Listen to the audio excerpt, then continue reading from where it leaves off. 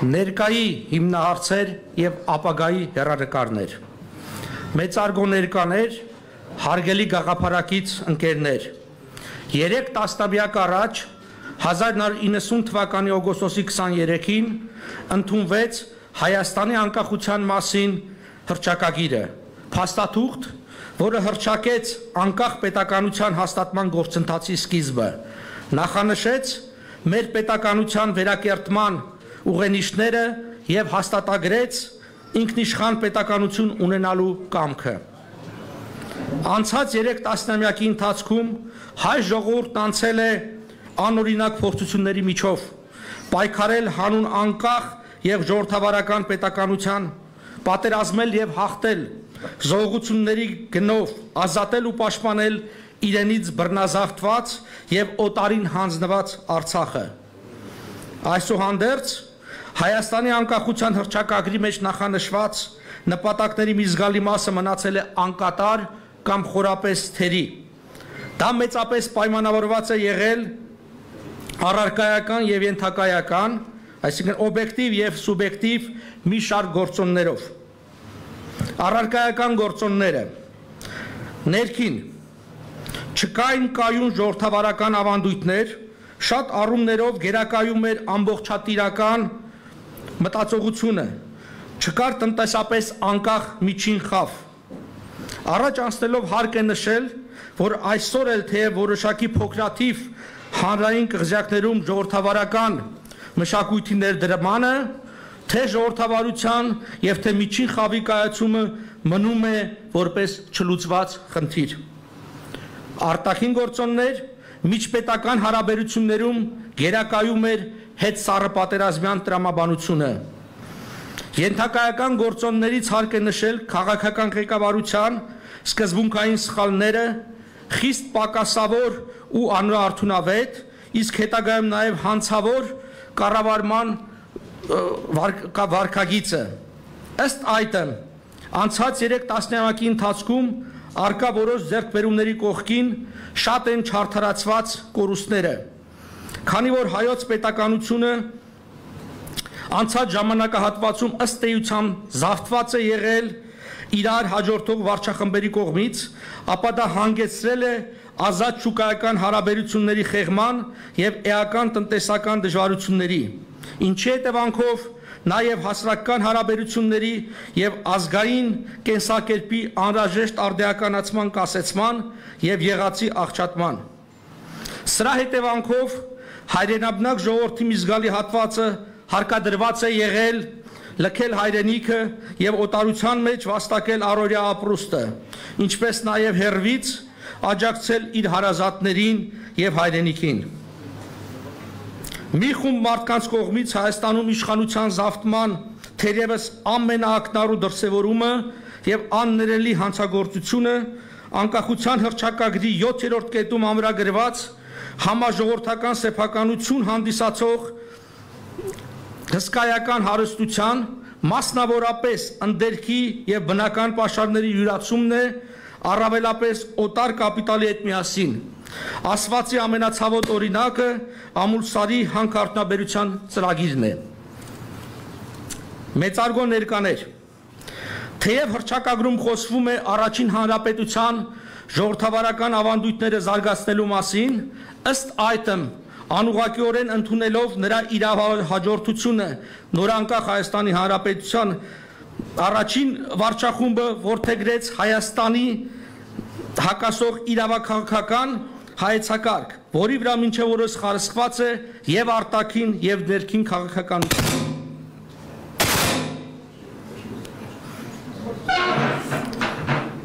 Առաջին, փոխանակ հստակորեն որդեգրելու ներկա Հայաստանի Հանրապետության և 1918-20 թվականների գոյություն ունեցող պետականության իրավահաջորդության սկզբունքը, հետևաբար ստանձնելու և իրավատիրելու Հայաստանի առաջին հանրապետությանը շնորհված կամ վերապահված իրավունքներն ու տարածքները, ինչպես արել են օրինակ մեր հարևան Վրաստանն ու Ադրբեջանը, 1990-ականների սկզբին մեր երկրի ղեկավարություն անհասկանալի պատճառներով հանդես եկավ որպես ՍՍՀ կազմում ընդամենը վարչատարածքային միավոր հանդիսացող, բնականաբար որևէ միջազգային կարգավիճակ չունեցող եւ երբևէ չունեցած հայկական սովետական սոցիալիստական հանրապետության շարունակությունը։ Այս քայլով Հայաստանի Հանրապետության ղեկավարությունը օրինականության երանգ է տալիս թուրք բոլշևիկյան համատեղ ուժերի կողմից մեր երկրի զավթումը 1920 թվականին,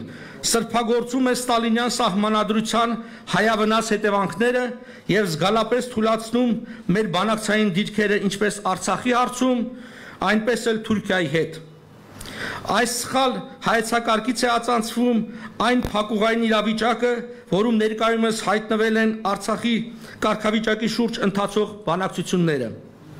Պետք է հստակ հասկանալ, որ ներկա բանակցությունների հիմք հանդիսացող ժողովրդների ինքնորոշման սկզբունքը այն է, հող կարգավիճակի դիմաց բանաձևը չի լուծում հակամարտությունը, քանզի ինքնորոշման սկզբունքը կարող է վերաբերել միմիայն Լեռնային Ղարաբաղի ինքնավար մարզի տարածքին եւ ոչ մի դեպքում հարակից ազատագրված շրջաններին։ Սա մի բուժում է, որն ավելի վատ է, քան հիվանդությունը։ Երկրորդ, չնայած անկախության հռչակագրում ամրագրված ժողովրդավարության զարգացման ուղենիշին, անտեսվեցին առաջի հանրապետության ժողովրդավարության ավանդույթներն ու դասերը եւ փոխարենը աստիճանաբար ձևավորվեց կեղծ ժողովրդավարական ավտորիտար կառավարման համակարգ։ Երրորդ, ոտնահարվեց նաեւ հռչակագրով սահմանված ինքնիշխանության հաստատման եւ ամրապնդման հանձնառությունը։ Մեծարգո ներկաներ, այս օրերին պետք է ցավով արձանագրել, որ մեր հայրենիքը գտնվում է համակարգային ճգնաժամի մեջ։ Այսինքն երկիրն ունի ոչ միայն լրջագույն խնդիրներ, այլև չի կարողանում դրանց համարժեք արձագանքել եւ դրանք կառավարել։ Հռչակագրի ուղենիշներից շեղվելու հետևանքով աստիճանաբար առաջացավ համակարգային ճգնաժամ, որը 3 հիմնական դրսևորումներ եւ խթանիչներ դարձան։ Առաջին, 2008 թվականի մարտի 1-ին Երևանի կենտրոնում ժողովրդավարության գնդակահարումը, ինչը փաստեց հանցավոր համագործակցությամբ վերցված վարչախմբի կողմից ամբողջապես իշխանության յուրացումը, սահմանադրական կարգի տապալումը եւ պետության զավթումը, այդու բռնատիրության վերջնական հաստատումը։ Երկրորդ, 2013-ի վերջից սկսած Եվրասիական տնտեսական միության հարկադրաբար անդամակցելու գործընթացը, որը էապես սահմանափակեց Հայաստանի Հանրապետության ինքնիշխանությունը, մեզ զգալապես զրկելով միջազգային հարաբերություններում ինքնուրույն գործելու կարողությունից։ Երրորդ, հիմնականում առաջին հանրապետության իրավահաջորդությունից հրաժարվելու պատճառով Մադրիդյան սկզբունքների վրա Արցախի հիմնահարցի լուծման փակուղում հայտնվելը ի վերջո հանգեցրեց Լավրովյան պլանին եւ դրանից ածանցվող 2016 թվականի ապրիլյան պայմանավորված պատերազմին։ Մեծարգո ներկաներ, վերը նշված, ինչպես նաև այլ գործոններով պայմանավորված համակարգային ճգնաժամի առաջացած ժողովրդավարական ինքնիշխանության եւ պետականության ժառանգության կորստի վտանգը արտնասրեց բուն ինքնիշխանին, ժողովրդին։ Ինքնիշխան ժողովուրդն իր ձեռքը վերցրեց երկիրը պաշտպանելու, զավթված պետությունը ազատագրելու, ինքնիշխանությունը վերականգնելու եւ ժողովրդավարությունը վերահաստատելու գործը։ Հանուն արդարության պետք է փաստել, որ իր ճակատագրին իրավունքներին եւ պետականությանը տեր կանգնելու ժողովրդային պայքարը, որը սկսվել էր 1993 թվականին եւ ընդմիջվել էր 2008 թվականի մարտի 1-ի մղձավանջով, ըստ էության կանգ չի առել եւ շարունակվում է մինչեւ օրս։ Սակայն 2016 թվականի ապրիլին պայմանավորված պատերազմն էր, որ ցնցեց համայն հայությունը, քանի որ բռնապետությանը գումարվեց նաև ազգային դավաճանությունը, առաջացնելով ժողովրդի ֆիզիկական գոյության եւ պետության կործանման իրական սպառնալիք։ Այսուհանդերձ վարչախումբը չհաշտվեց դավադիր Լավրովյան պլանը ժողովրդի եւ նրա բանակի ձեռամբ խափանելու փաստի հետ։ Դեմ հանդիման կանգնելով Արցախը եւ պետության ինքնիշխանությունը կորցնելու իրական սպառնալիքին, Սասնա ծռեր խմբավորումը ստիպված էր զենք վերցնել ընդդեմ բռնատիրության եւ ազգային դավաճանության։ Ժողովուրդը ողջունեց, լեգիտիմացրեց եւ տեր կանգնեց այդ ապստամբությանը, քաղաքացիական անհնազանդության իր անմիջական գործողություններով այն վերածելով համաժողովրդական ընդվզման։ Այս ապստամբությունը մինչև հիմքերը ցնցեց բռնապետական կառավարման համակարգը եւ նրան էապես զրկեց հետագայում զինված բռնություն կիրառելու հնարավորությունից։ Դրա շնորհիվ 2008-ի մարտի 1-ի հետևանքով ստեղծված ժողովրդային ընդվզման դեպքում զինված բռնության անխուսափելի սցենարը, որի պատճառով խափանվում էին քաղաքացիական խաղաղ անհնազանդության բոլոր փորձերը, կորցրեց իր ներուժը եւ վերջապես հնարավորություն ստեղծվեց 2018-ին զանգվածային քաղաքացիական անհնազանդության միջոցով բռնապետությունը տապալելու համար։ Առնվազն պետք է քաղաքականապես կուր լինել չհասկանալու համար, որ 2018-ի ապրիլ-մայիսի հեղափոխական իշխանափոխությունը չէր կարող լինել անարյուն, եթե իշխանությունը ելնելով 2016-ի հուլիսի փորձից 2018-ի ապրիլին ուժի կիրառումը չհամարեր անհեռանկարային։ Կամ պետք է ընդունել այս տեսակետը կամ համաձայնվել օդի մեջ կախված այն վարկածի հետ, որ 2018-ի ապրիլ-մայիսի իրադարձությունները նախապես պայմանավորված բեմականացում էր։ Միևնույն ժամանակ իրավունք չունենք մոռանալու, որ Սասնա ծռերի ապստամբությունը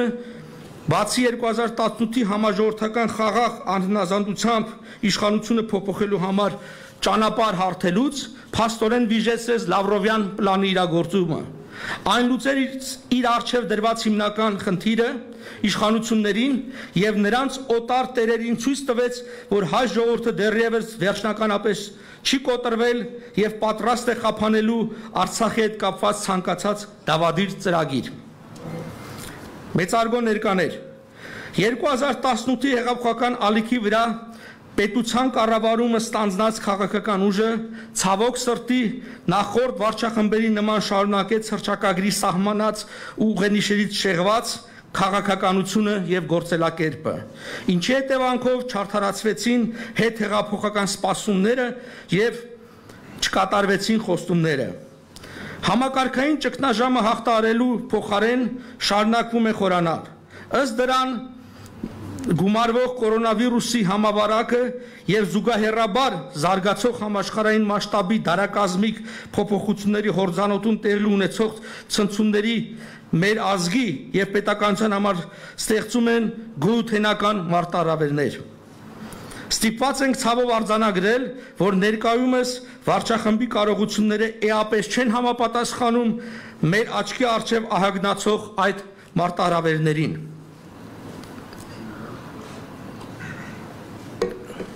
Մեծարգո ներկաներ համակարգային ճգնաժամի հաղթահարումը պահանջում է համակարգային եւ համազգային համախմբում եւ հակաճգնաժամային կառավարման տրամաբանությամբ արտակարգ լուծումներ։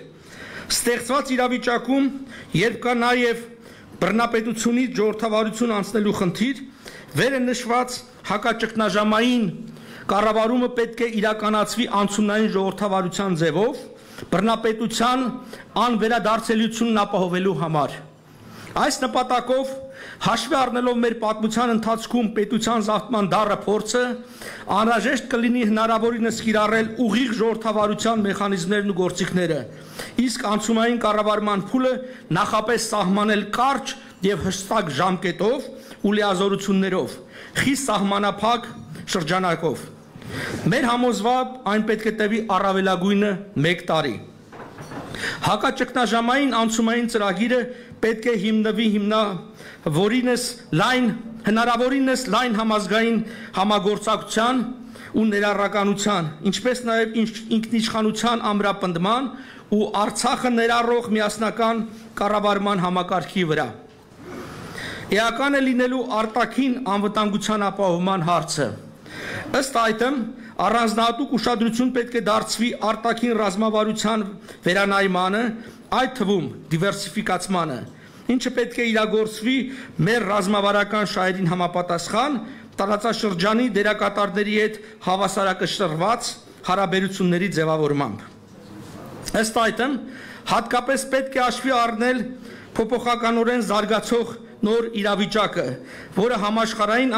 անկայունացման համատեքստում պայմանավորված է Թուրքիայի ագրեսիվության եւ անկանխատեսելիության աճմամբ, հակաթուրքական դաշինքի ձևավորման միտումով,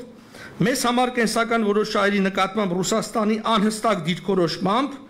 ու պատմության շրջադարձային փուլերում մեր տարածաշրջանից անսպասելիորեն նահանջելու նրա ձեռագրով, ինչպես նաև Ռուսաստանում տեղի ունեցող հարաճուն անկայունությամբ։ Ուստի ել ավելի էական է դառնում Ռուսաստանի հետ հարաբերությունների հարցը։ Գաղտնիք չէ, որ ներկայումս դրանք վասալային են ի հաշիվ Հայաստանի շահերի։ Հաշվի առնելով Ռուսաստանի ներկայիս կառավարող ռեժիմի կայսերապետական իմպերիալիստական նկրտումները, նրա օրոք Ռուսաստանի հետ արժանապատիվ եւ իրավահավասար հարաբերությունների հաստատումը քիչ հավանական ենք համարում։ Միևնույն ժամանակ առարկայական հույսեր ենք ներշնչում Ռուսաստանում եւ նրա աշխարհաքաղաքական ազդեցության տիրույթում տիրող կիսպետության Բելարուսում տեղի ունեցող գործընթացները, որոնք ի վերջո հանգեցնելու են Կրեմլի ռեժիմի փոփոխության։ Նման զարգացման դեպքում, եթե որպես արդյունք ձևավորվի ժողովրդավարական հանրապետական Ռուսաստանի կառուցման ուղին որդեգրած իշխանություն, ապա հնարավոր ենք համարում նրա հետ արժանապատիվ եւ իրավահավասար գործընկերությունը։ Ստեղծած իրավիճակում էականորեն արդիական է դառնում տարածաշրջանի ներկայիս քաղաքական ճարտարապետության հիմքը հանդիսացող ապօրինի փաստաթղթերի, Մոսկվայի եւ Կարսի, այսպես կոչված պայմանագրերի նկատմամբ դիրքորոշման հստակեցումը, ինչպես նաև զուգահեռաբար Հայաստանի Հանրապետության իրավատիրության եւ առհասարակ հայկական հարցի լուծման հիմքը կազմող լեգիտիմ փաստաթղթերի Ազգերի լիգայի զեկույց առաջարկի 24 փետրվարի 1920 թվական, Սան Ռեմոյի համաժողովի որոշումների 23-26 ապրիլ 1920 թվական, Սևրի պայմանագրի 10 օգոստոսի 1920 թվական եւ Ուիլսոնի իրավարար վրճի 22 նոյեմբերի 1920 թվական վերարտարծումը։ Հաջորդ տարի 2021 թվականին լրանում է երկու տխրահռչակ ու անօրինական փաստաթղթի, այն է Մոսկվայի եւ Կարսի այսպես կոչված պայմանագրերի հարյուրամյակները։ Մինչ այդ չարաղետ հոբելյանները Հայաստանի Հանրապետության ղեկավարությունը պարտավոր է դատապարտել քեմալա-բոլշևիկյան հակաօրինական գործարքները, ամենաբարձր մակարդակով տալով դրանց իրավաքաղաքական գնահատականները, ինչպես նաև նույնը պահանջել Հայաստանի Հանրապետության դաշնակից համարվող եւ այդ պայմանագրերի կողմ հանդիսացող Ռուսաստանի Դաշնությունից։ Ինչ վերաբերում է Հայաստանի Հանրապետության իրավատիրության եւ հայկական հարցի լուծման հիմք կազմող վերնշված փաստաթղթերի վերարտացմանը, ապա ցավով պետք է նշել, որ Հայաստանի Հանրապետության ներկայիս վարչախումբը համարժեք եւ պատշաճ անդրադարձ չունեցավ դրանցից երեքին, այդ թվում Սևրի պայմանագրին, ինչպես նաև ոչ մի գործոն քայլ չի կատարում Ուիլսոնի իրավարար վճռի 100-ամյակը ըստ արժանվույն նշելու ուղղությամբ, որը լրանալու է առաջիկա նոյեմբերին։ Մինչդեռ լրջագույն ջանքեր պետք է գործադրվեն Ուիլսոնի իրավարար վճիռը արդիականացնելու եւ արդի քաղաքական դաշտ մտցնելու համար։ Սա մեզ հնարավորություն կտա լծակ ձեռք բերել Թուրքիայի վրա եւ կարեւոր դիրք զբաղեցնել միջազգային հարաբերությունների փոփոխող համակարգում, այդ թվում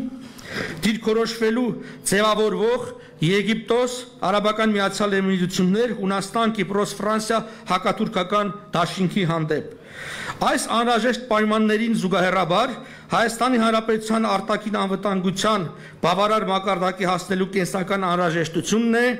ազգ-բանակ համակարգի կայացումը, հնարավորինս ինքնաբավ պաշտպանական արդյունաբերությամբ եւ համազգային մոբիլիզացիայի կարողություններով։ Մեծարգո ներկաներ, հակաճգնաժամային անցումային կառավարման արդյունաբերության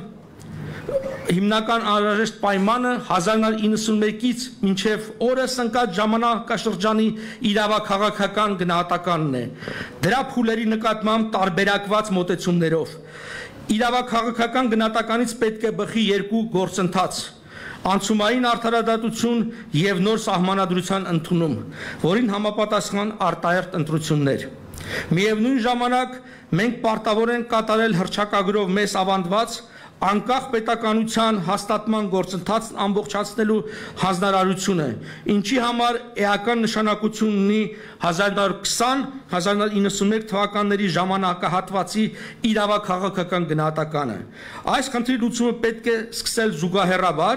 սակայն դրանով չպայմանավորել հակաճգնաժամային անցումային կառավարման գործընթացը։ Անցումային արդարադատություն Մեր երկրում իշխանության յուրացման եւ պետության զավթման պատճառով առաջացել են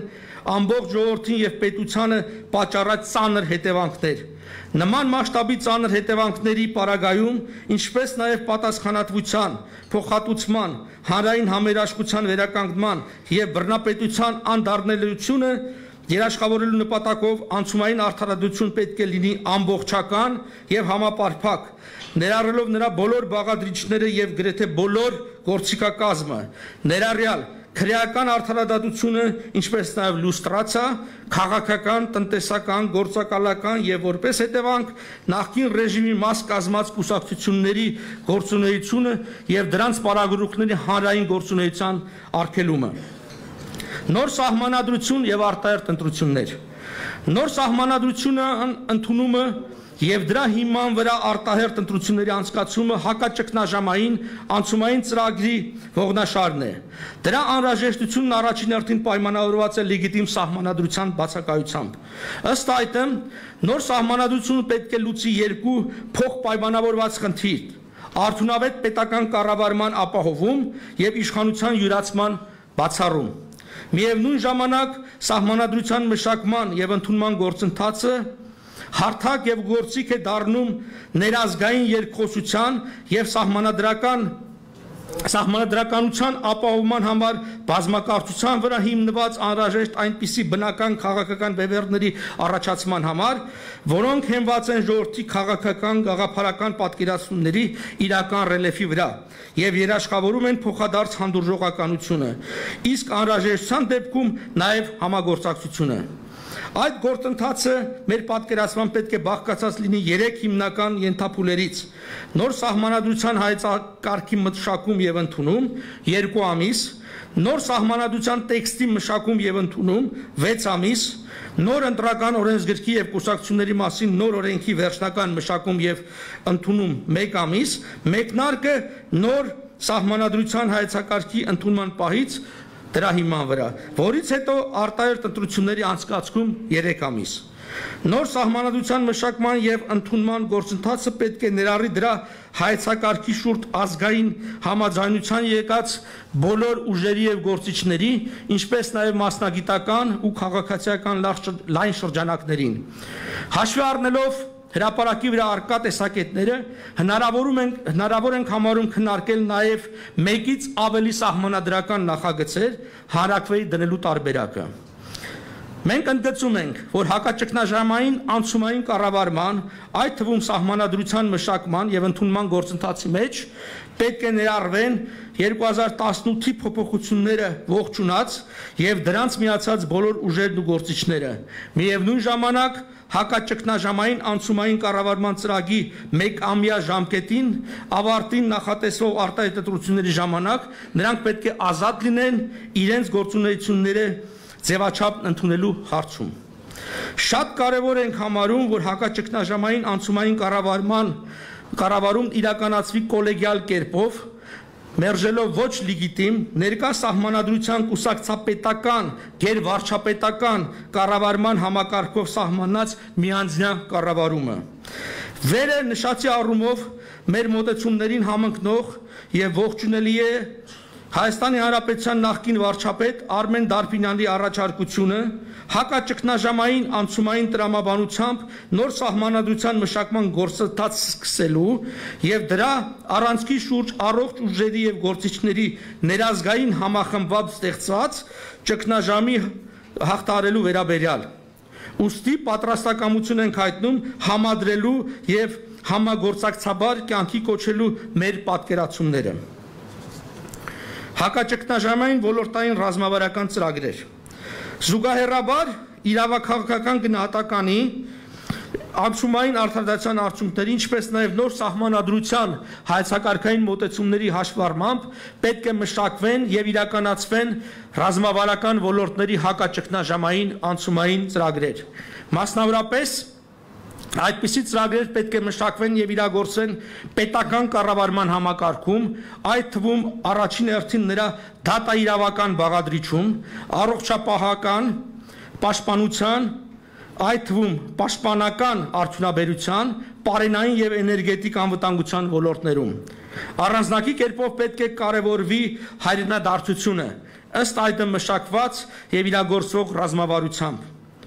Յուրահատուկ վերաբերմունք պետք է լինի Հայաստանի կյանքին արտերկում բնակվող հայության հնարավորինս ներգրավելու եւ հայրենադարձության նկատմամբ։ Մինչ օրս գործող արատավոր մոտեցումը, որը հիմնված էր Հայաստանը հայաստանցիներին, իսկ Սփյուռքը սփյուռքահայերին հայեցակետի վրա, եւ որի նպատակն է Հայաստանը բաց սահմաններով համակենտրոնացման ճամբարի կարգավիճակի բերելու միջոցով հայրենաբնակ ժողովրդին հնարավորինս հեշտությամբ կառավարելը, պետք է օր առաջ վերանայվի։ Հայաստանը բոլոր հայերի հայրենիքն է եւ արտերկում բնակվող հայերը եւս պետք է հնարավորինս մասնակցեն Հայաստանի կառավարմանը։ Այդ նպատակով անհրաժեշտ է նաեւ դյուրացնել երկխաղաքացիության կիրառումը եւ դրանց քաղաքացիություն տալու մեխանիզմը, ինչպես նաեւ քվեարկություններին մասնակցելու հնարավորության ստեղծել արտերկում բնակվող Հայաստանի քաղաքացիների համար։ Միևնույն ժամանակ պետք է հրատապ կարգով ստեղծվեն անհրաժեշտ հնարավորությունները եւ պայմանները հայրենադարձության կազմակերպման համար, նախապատվությունը տալով մասնագիտական հայրենադարձմանը։ Հայրենադարձության կազմակերպման գործում առաջնային պետք է լինի մերձավոր արևելքի փոթորկող տարածաշրջանի երկրներից, այսօր հրատապ կարգով Լիբանանից հայության բեկորներին Հայաստան բերելը եւ նրանց ինտեգրումը, ինչը պետք է ներառի նաեւ համազգային արժեք եւ նշանակություն ունեցող նրանց ենթամշակութային առանձնահատկությունների հաշվառումն ու պահպանումը, այդ թվում արևմտահայերեն դպրոցական ծրագրերի ներառումը։ Մեծարգո ներկաներ Ազգային ժողովրդավարական բևեռն անհրաժեշտ է համարում հստակեցնել իր դիրքորոշումը քաղաքական գործընթացներում եւ իշխանության ու այլ քաղաքական ուժերի նկատմամբ։ Ինչպես արդեն նշվեց, գործող վարչախումբը հրաժարվելով ազգային համաձայնության կայացմամբ եւ համազգային ներուժի համախմբմամբ հակաճգնաժամային անցումային կառավարման անցնելու միակ ելքից չի կարողանում լուծել գոյութենական մարտահրավերներ ծնող համազգային ճգնաժամը, ինչը նաեւ առաջացնում է ժողովրդային մեծ ու աճող դժգոհություն։ Դրա հետևանքով իշխանության կենսունակությունը կսպառվի եւ կարճ ժամանակ անց նա կհեռանա։ Նման իրավիճակում ազգային ժողովրդավարական բևեռը պարտավոր է ազգային համաձայնության եւ հնարավոր լայն ներառականության հիման վրա նախաձեռնել առողջ ուժերի եւ գործիչների համախմբում գլխավորապես երկու խնդիր լուծելու նպատակով։ Կազմել հակաճգնաժամային անցումային կառավարություն եւ իշխանության անկման պահից ստանձնել պետության կառավարման պատասխանատվությունը։ Բացառել պետության ղեկը նախկին կեղեքիչ խամաճիկներին կամ նրանց դիմափոխված սատելիտների հանձնումը։ Ազգային ժողովրդավարական բևեռը նկատի է ունենում, որ արկա քաղաքական դաշտը կայացած չէ, ուստի ունակ չէ ձևավորելու ու ներկայացնելու ազգի քաղաքական կամքը, այդ պատճառով առավելապես ցկտելու է հակաճգնաժամային անցումային կառավարության ձևավորման նպատակով համախմբման իրականացնել վերկուսակցական ձևաչափով, բացառելով նախորդ վարչախմբի պարագլուխների կամ ներկայումս նրանց սատարող գործիչների գործակցությունը։ Միևնույն ժամանակ բևեռը հիմնվելով ապստամբության բնական իրավունքի գերակայության վրա եւ հաշվի առնելով զավթված պետությունն ազատագրելու նպատակով զինված ապստամբության եւ խաղաղ անհնազանդության դիալեկտիկ փոխլրացման ճանաչելու անհրաժեշտությունը գործող վարչախմբից պահանջում է վերջ տալ սասնածռերի ապստամբության առիթով քննվող գործի աչառու դատավարությունը,